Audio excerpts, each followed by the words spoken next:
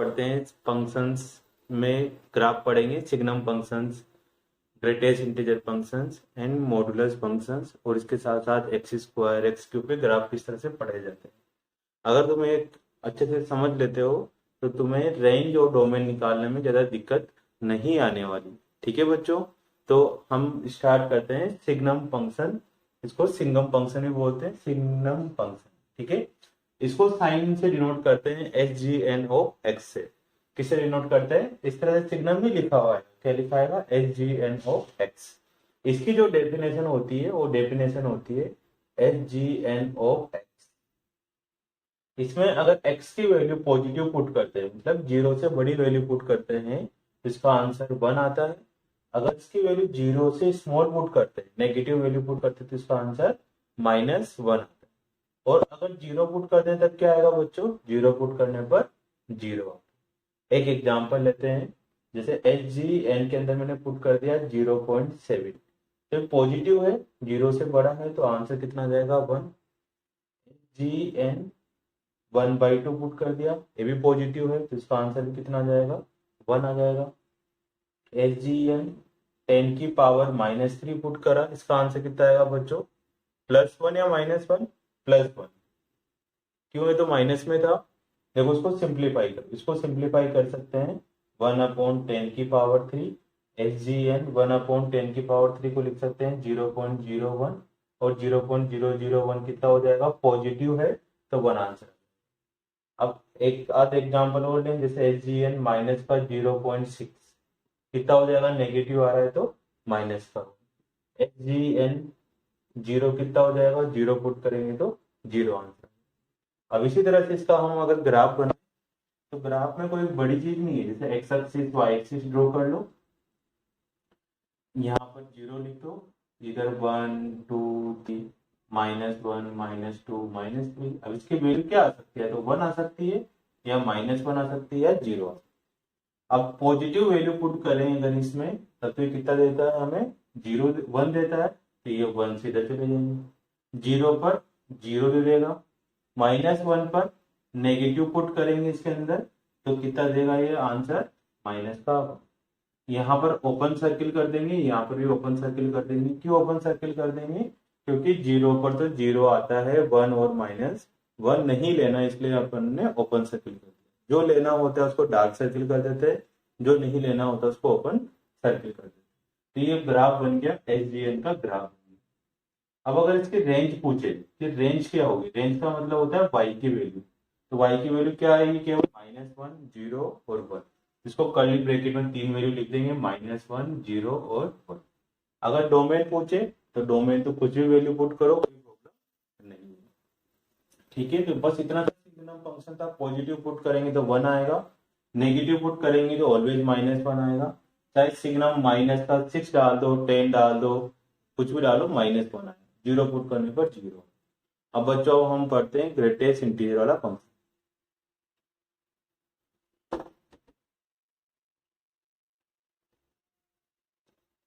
Greatest integer function, greatest integer function.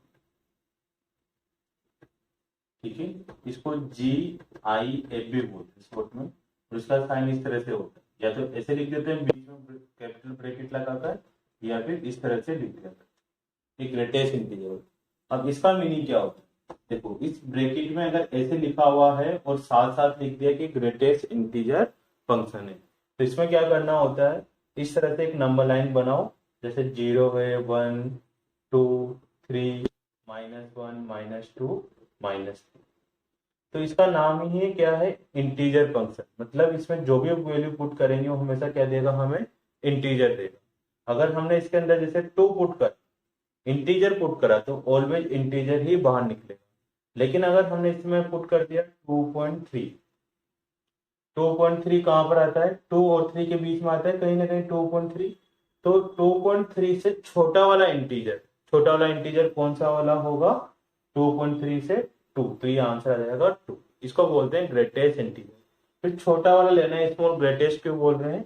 तो इससे जितने भी छोटे इंटीजर होते हैं 2 1 0, इनमें से सबसे ग्रेटेस्ट इंटीजर कौन सा है? 2, तो वो लेना होता है। या फिर इतना सारा नाम याद रख के तुम तो ये क्या करो, जो भी पॉइंट आता है उससे छोटा वाला इंटीजर ले लो, वही तुम्हारा आंसर हो जाएगा। ठीक है, जैसे सर 2 पॉइंट अगर 7 पुट कर दे तो क्या 3 आंसर आएगा इसका? नहीं, 2.7 भी यहाँ आ रहा होगा और इससे छोटा वाला आंसर कितना आ रहा होगा? 2 ही आंसर आ रहा होगा। अगर इसमें हम लोगों ने 6 पुट कर दिया तो 6 ही आंसर आएगा। इंटीजर पुट कर दो तो इंटीजर आता है, और अगर इन पॉइंट में पुट करते हो तो उससे छोटा वाला इंटीजर आता है। जैसे मैंने पुट कर दिया माइनस का 1.3, अब माइनस का 1.3 कहाँ पर आएगा? -2 और -1 के बीच में। तो -2 और -1 के बीच में आएगा, उससे छोटा वाला इंटीजर -2। अगर हमने पुट कर दिया 1.3, तो 1.3 कहाँ पर आएगा? 1 और 2 के बीच में। तो इससे छोटा वाला इंटीजर कौन होगा? 1। इसी तरह से आंसर निकालना है। अगर 0 पुट करा तो 0 आ जाएगा, 0.6 पुट करा तो 0.6 यहाँ पर आएगा, इससे छोटा वाला इंटीजर 0 हो जाएगा। इसको बोलते हैं ग्रेटेस्ट इंटीजर फंक्शन। अब इसका ग्राफ बना लेते हैं बच्चों। ग्राफ में कुछ नहीं करना, simple X axis Y axis बना दो। यहाँ 0 लिख दिया, 1 2 3 4, 1 2 3, -1 -2 -3, -1 -2 -3, और भी लिख सकते हो। अब ये देखो, इसमें क्या हो रहा है कि 0 से 1 के बीच में अगर कोई भी वैल्यू पुट करते हैं, 0 से 1 के बीच में, तो उससे छोटा वाला इंटीजर कौन होगा? 0। तो इसका आंसर आ जाएगा 0। 0 से 1 तक 0 अगर 1 पुट करा, अगर इसमें 1 पुट करेंगे तो क्या आएगा बच्चों? 1 ही निकल कर आएगा, तो 1 पर 1 आ जाएगा। 1 से 2 के बीच में, 1 से 2 के बीच में अगर कोई भी वैल्यू है, उसका ग्रेटेस्ट इंटीजर निकालना हो तो क्या आएगा? इंटीजर उससे छोटा क्या आने वाला है? 1। तो 1 से 2 के बीच में जितनी भी वैल्यू होगी सबका आंसर कितना आ रहा होगा? 1 आ रहा होगा। 2 से 3 के बीच में जितनी वैल्यू होगी सबका आंसर 2 आ रहा होगा। अब 2 पर क्या आ रहा होगा? 2 पर 1 तो नहीं आ सकता, इसलिए यहाँ पर ओपन ब्रैकेट लगा देंगे। 2 पर क्या आ रहा होगा? 2 आ रहा होगा। 3 पर 2 तो नहीं आ सकता, इसलिए ओपन ब्रैकेट लगा देंगे, और 3 आ रहा होगा तो इस पर क्लोज लगा देंगे। अब इधर देखो, 3 से 4 के बीच में जितनी वैल्यू होगी तो उससे छोटा वाला इंटीजर 3, तो यहाँ पर 3 पर एक लाइन बना देंगे। इसी तरह से ये ऐसे लाइनें बना देंगे। तो एक देखो बच्चों, स्टेप फंक्शन की तरह रिप्रेजेंट हो रहा है। ठीक है, सीढ़ियां बनती जा रही है, तो इसको बोलते हैं स्टेप फंक्शन ही बोलते हैं। ग्रेटेस्ट इंटीजर को कुछ कुछ बुक्स में क्या बोल दिया करते हैं? Step function. तो इसका आंसर जब भी निकल कर आएगा, एक तो तुम्हें ये बात का ध्यान रखना है कि इंटीजर निकल कर आएगा, पॉजिटिव हो सकता है चाहे नेगेटिव हो सकता है, कभी भी इसका आंसर पॉइंट में नहीं होगा, ऑलवेज इंटीजर होगा, और जो वैल्यू है उससे छोटा वाला इंटीजर होगा। लेकिन अगर इसमें इंटीजर ही पुट करते हैं तो फिर इंटीजर ही आंसर बाहर है। ठीक है बच्चों, अब हम पढ़ते हैं मॉडुलस वाला फंक्शन।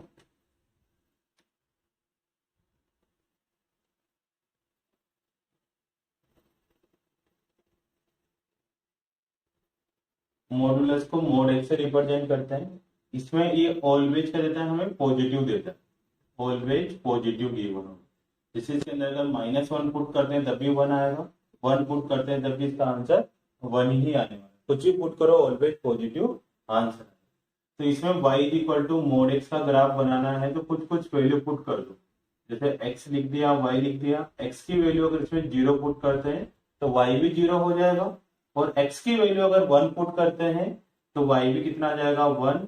-1 पुट करते हैं तो y की -1 का मोड कितना हो रहा होगा? 1, तो y भी 1 हो रहा। अब इन सब पॉइंटों को x एक्सिस y एक्सिस पे बना दो। तो 0,0 हो गया, 1,1 फर्स्ट क्वाड्रेंट में यहाँ कहीं ना कहीं होगा, -1,1 सेकेंड क्वाड्रेंट में इधर कहीं ना कहीं होगा। अब इस पर कितना आ रहा है बच्चों? दोनों पर पावर 1 1 आ रही है, तो स्ट्रेट लाइन को रिप्रेजेंट करते हैं। एक स्ट्रेट लाइन बना दो, इस तरह की लाइनें बना। अब हमें इस बात पे ध्यान देना है कि जब भी मोड का ग्राफ का फंक्शन बनाना हो, ग्राफ बनाना हो, तो मोस्टली क्या होता है? वी शेप में बनता है। कहाँ पर, कौन से शेप में बनता है? वी शेप में। अगर हमें y equal to minus mod X का बनाना होता, मोड एक्स के बाहर माइनस होता, तो यही ग्राफ क्या होता है? उल्टा वी बन जाता है। इस तरह से ग्राफ इसे नीचे बन जाता है। ठीक है बच्चों, उल्टा वी बन जाता। अगर पॉजिटिव तो ऊपर बन जाएगा, नीचे नेगेटिव तो नीचे बन जाएगा। अब इसकी आपको एक शॉर्ट ट्रिक बताता हूँ। क्या शॉर्ट ट्रिक होती है बच्चों? कि ये देखना होता है कि जीरो कहां पर होता है, y जीरो कब होगा। तो x की वैल्यू 0 पुट करने पर y 0 होगा, तो इस 0 पर b बनता है। समझ में नहीं आया? एक और एग्जांपल लेते हैं, इसको रब कर देते हैं। y is equal to mod x minus 1। अभी देखो ये कब जीरो होगा, ये तो पता है कि मोड है और पॉजिटिव भी आ रहा है तो अपवर्ड बनेगा, और मोड है तो v बनेगा। अब कहां पर v बनेगा, क्या जीरो पर बनेगा, नहीं। ये कब जीरो हो रहा होगा, x की कौन सी वैल्यू पुट करने पर y जीरो हो रहा होगा, 1 पुट करने पर, 1 माइनस 1 जीरो हो गया। तो इसमें क्या करो, इस तरह से x एक्सिस y एक्सिस बना लो, यहाँ कहीं ना कहीं 1 आ रहा होगा तो इस 1 पर v से बना। अगर ये नेगेटिव होता तो यहाँ से नीचे बना देते। इस तरह से देखते हैं, और y मोड x माइनस 2 इसे बनाओ, किस तरह ग्राफ बनेगा, ये कब जीरो होगा, x इज इक्वल टू 2 पर, तो इधर कहीं ना कहीं 2 आ रहा होगा, ऐसा ऐसा ग्राफ बना दिया, 2 पे बना दिया। y इज इक्वल टू ऐसा लिख लो 3 माइनस मोड x, तो कब जीरो होगा बच्चों, x इज इक्वल टू 3 पर, तो 3 पर हमें v बनाना है। अब नीचे बनेगा ऊपर बनेगा, तो देखो मोड क्या है, क्या पॉजिटिव आ रहा है, x को नहीं देखना, मोड क्या है, पॉजिटिव आ रहा है नेगेटिव आ रहा है, पॉजिटिव आ रहा है, फिर ऊपर की तरफ बनेगा 3 पर, x इज इक्वल टू 3 पर ऊपर की तरफ बना देंगे। एक एग्जाम्पल और ले लेते हैं, y is equal to mod x plus 4।